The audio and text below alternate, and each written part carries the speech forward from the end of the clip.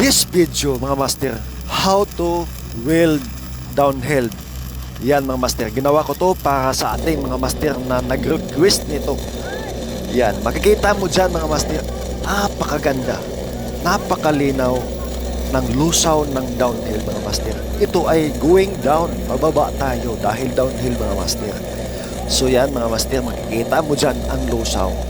Clear na clear ang camera natin yan. So kailangan natin gumamit ng number 12.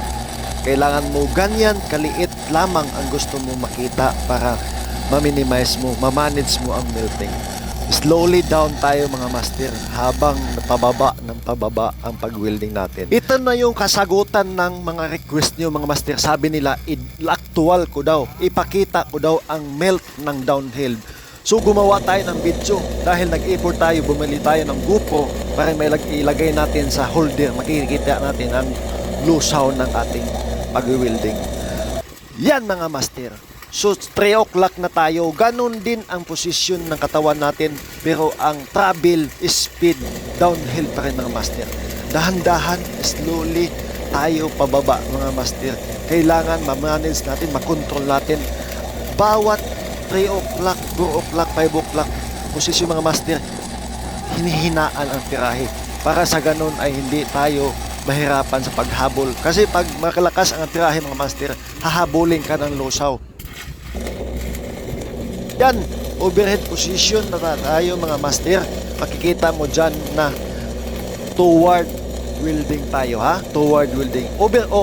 Overhead position yan, downhill yan. Pero ang ating travel mga master toward, kumbaga forward tayo mga master. Makita mo sa lusaw dyan mga master ay para siyang uphill pero downhill siya mga master. Parang uphill da mga master kasi nakahiga ka. Papunta ka doon sa center mga master. Istadihan mo to kung welder ka, baka maka-encounter ka ng ganitong trabaho, hindi ka na mahirapan kasi ang downhill mga master napakahirap istadihan lalo na sa pag-overhead. Paulit-ulit mo to pakinggan, i-share mo to sa ating mga kababayan na gustong mag-apply mag-abroad, baka sila ay maka-encounter ng ganitong trabaho mga master. Yan, paulit-ulit mo tong tingnan ang overhead position mga master sa lahat ng pag-welding ng downhill. Ito yung pinakabahirap mga master, napakahirap dito sa lahat mga master, ang overhead position. Kasi pag hindi mo yan naiabante yung electrode ay bubukol yan mga master. Kailangan dahan-dahan mong i-toward, i-forward ang pag-travel mo para hindi sa ganun mapupuno agad, bubukol yung melt ng bini-welding mo. Tingnan mo yan mga master. So, dahan-dahan talaga. Kahit anong posisyon, tingnan mo yung katawan. Importante yung katawan mga master, nakasabay sa pipe. Hindi yung pababagbabag mga master, hindi yung nakabulusok kahit saan-saan.